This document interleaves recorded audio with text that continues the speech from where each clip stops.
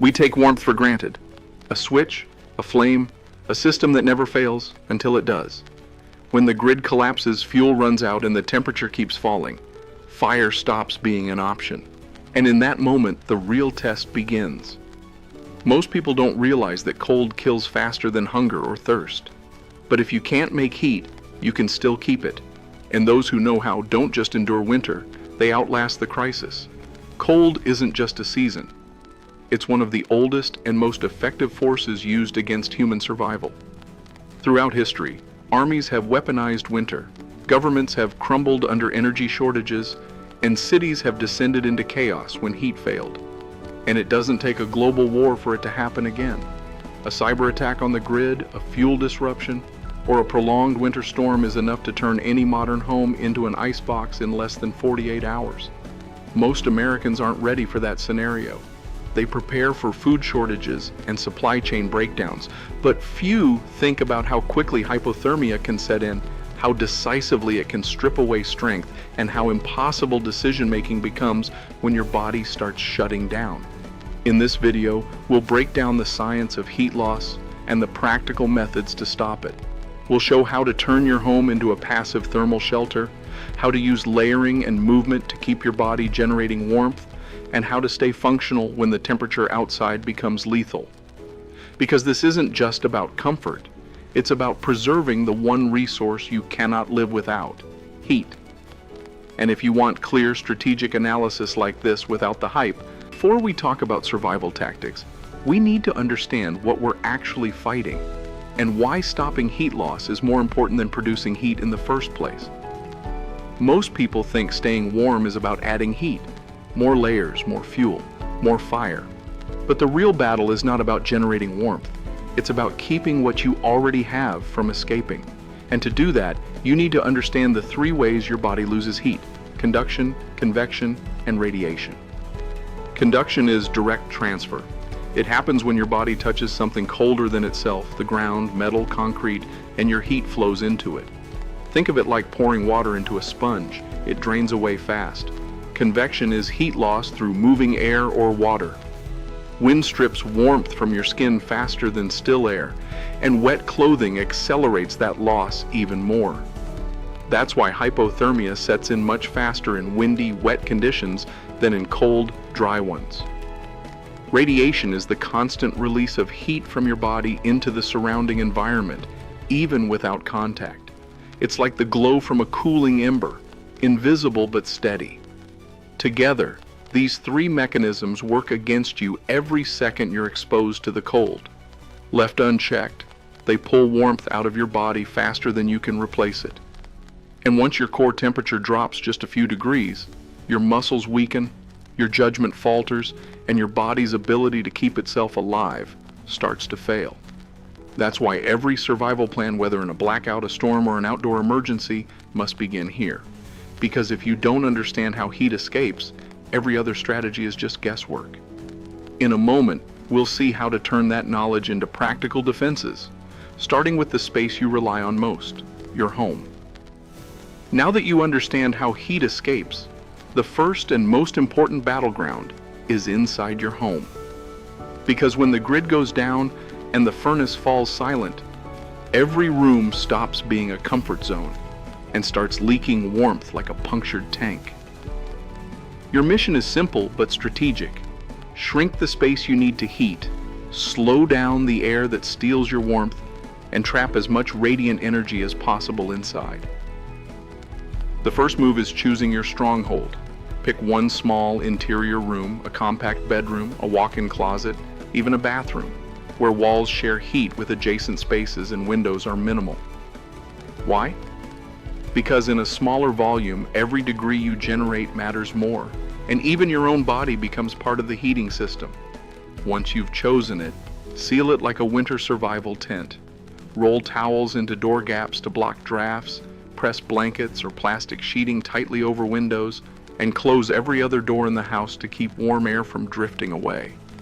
If you want to level up, hang a heavy curtain in the hallway outside your chosen room to create a makeshift airlock, a barrier that keeps warm air from escaping every time you enter or exit. This works because of a simple but powerful principle called the stack effect. Warm air naturally rises and escapes through high gaps, while cold air creeps in low. Block those pathways, and you slow the heat loss dramatically. Windows are your weakest walls, so they need extra defense. Thick curtains trap a layer of insulating air. Bubble wrap pressed directly onto the glass adds another barrier, and a reflective emergency blanket or aluminum foil layer on the inside can push radiant heat back toward you. Think of it as building a mirror for your warmth, one that reflects it inward instead of letting it vanish into the cold night. Floors and walls are also silent thieves of heat through conduction, so build soft barriers wherever you plan to sit or sleep. Lay down rugs, mattresses, or folded blankets to insulate from the ground, and use furniture like bookshelves or wardrobes against exterior walls to add mass and slow thermal transfer. You can take this even further by building a microclimate inside your chosen room. Set up a camping tent indoors or hang blankets from ceiling to floor to create a smaller cocoon where the temperature rises faster. In a crisis, several people in a confined space act like small heaters, and that shared warmth can make a life or death difference. Every tool and habit now becomes tactical. Keep lights dim and shaded so you don't broadcast power or presence. If you can safely heat water on a functioning stove, pour it into sturdy bottles, wrap them in cloth, and place them near your core or feet to create portable, safe heat reservoirs. But never, under any circumstances, use open flames or fuel-burning heaters in a sealed room. Carbon monoxide is odorless, invisible, and fatal.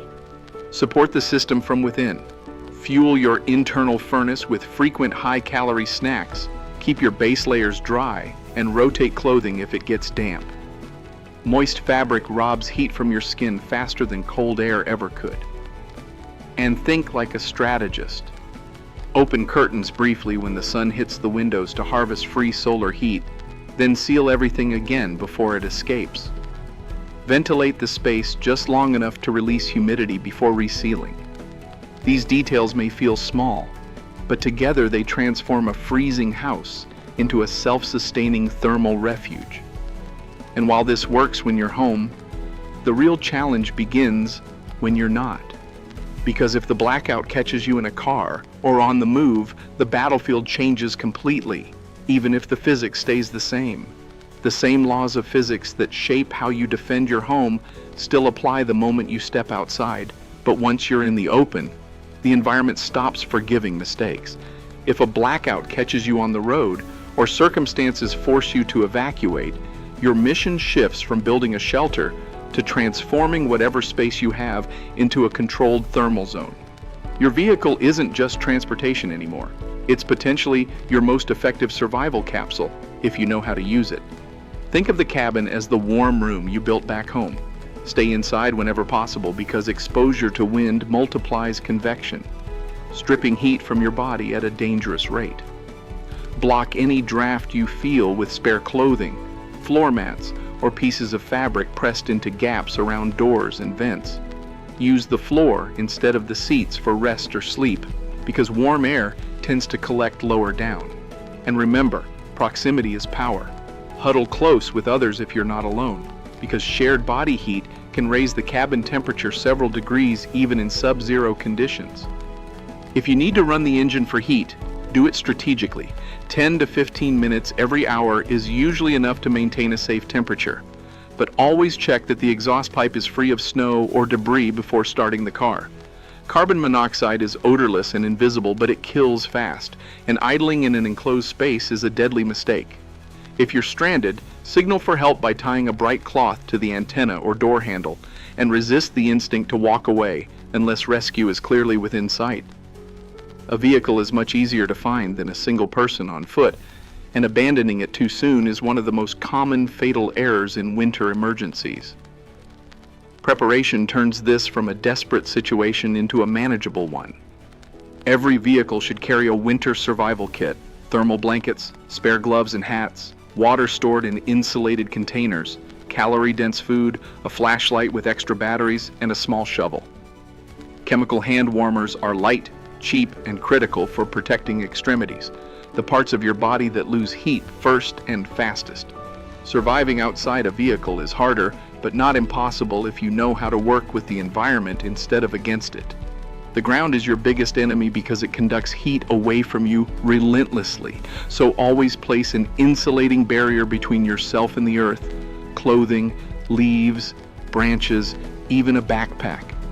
Build a simple windbreak using rocks, snow, or debris to cut down on air movement and reduce convective heat loss. If you need to rest, curl into a compact position to minimize surface area and conserve warmth. Movement generates heat, but it also burns energy and risks sweating, and moisture is one of the fastest ways to lose body heat. If your clothes get wet, your risk of hypothermia skyrockets. Whenever possible, choose high ground or natural shelters like tree lines, boulders, or slopes that block wind and create microclimates with slightly warmer air. These small choices can mean the difference between maintaining your core temperature and watching it slip dangerously low.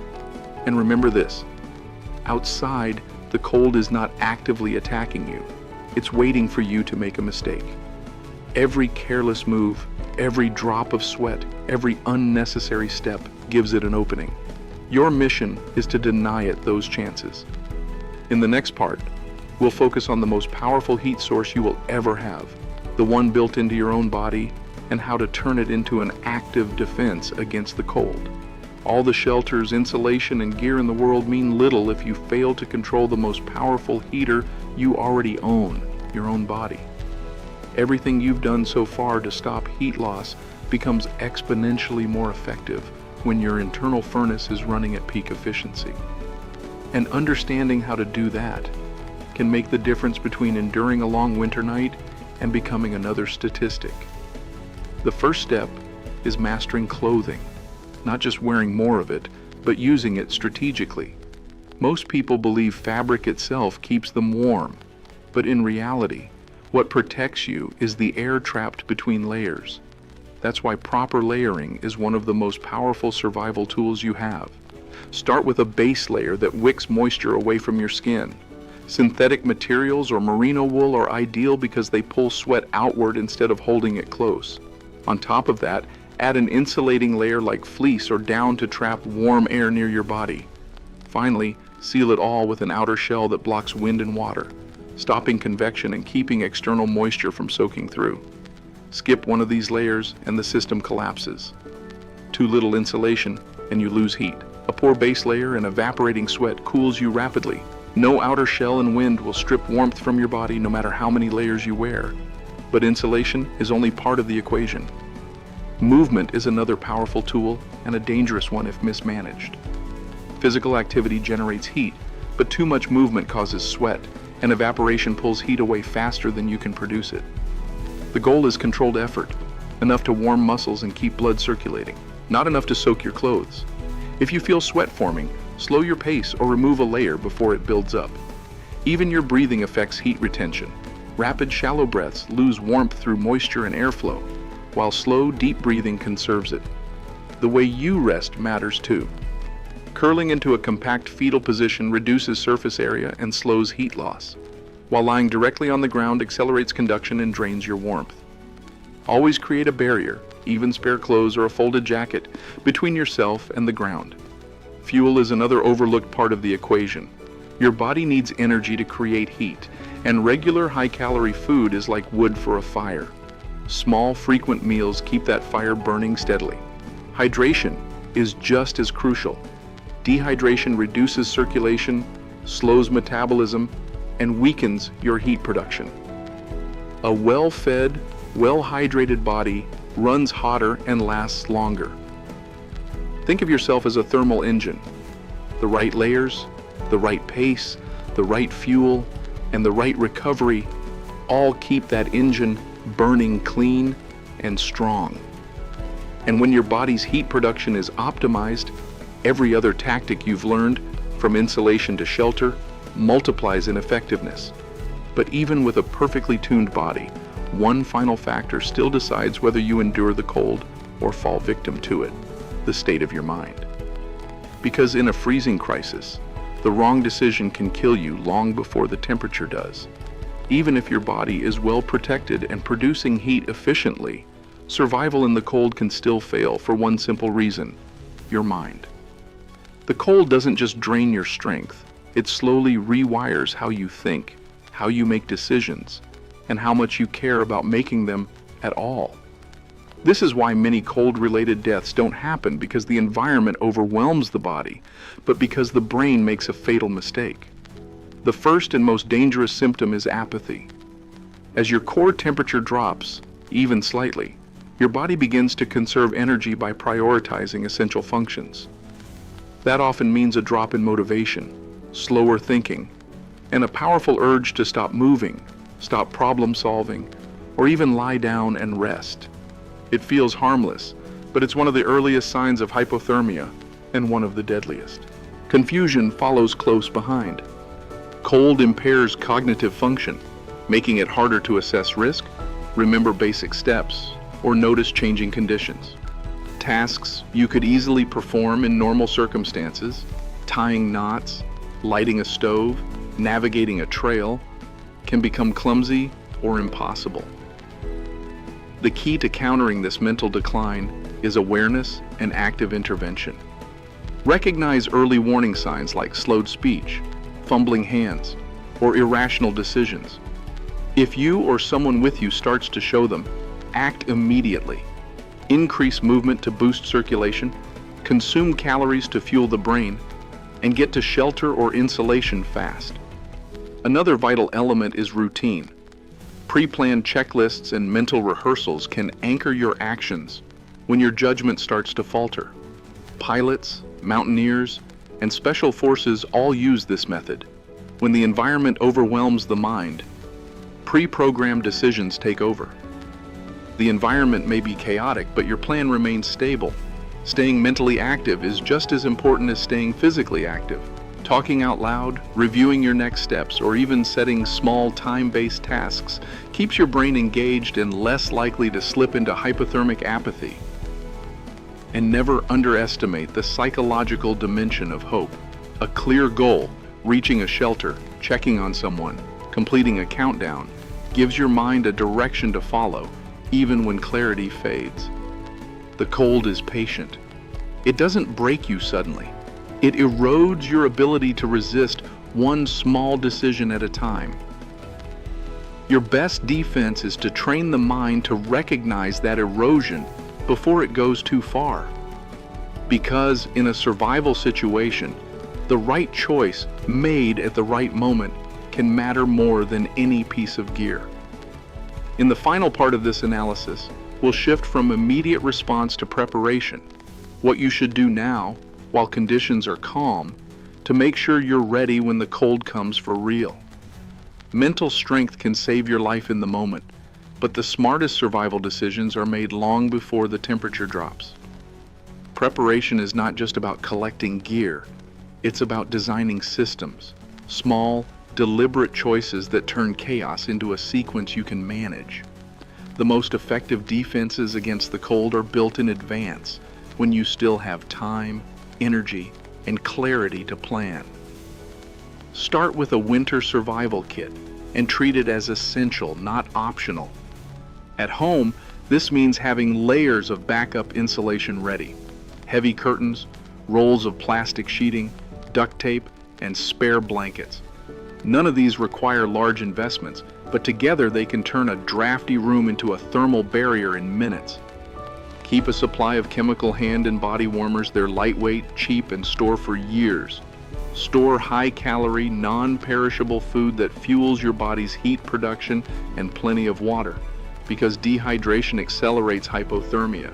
Your vehicle should have its own version of this kit: thermal blankets, extra clothing, a sleeping bag rated for sub-zero conditions, a flashlight with spare batteries, a small folding shovel, and basic signaling tools like reflective tape or a whistle. A metal cup or small stove for melting snow can be the difference between dehydration and survival if you're stranded. Prepping goes beyond supplies. Build knowledge into your plan. Practice sealing a room, layering clothing properly, and setting up an emergency shelter before you need to. These skills, once learned, become automatic under stress, and automatic actions save time when every minute counts. Another critical step is maintenance. Regularly check insulation in your home, ensure windows and doors are properly sealed, and service your vehicle's heating and battery system before winter begins. Even small upgrades like weather stripping or insulated window film can reduce heat loss dramatically. Think about your environment strategically too.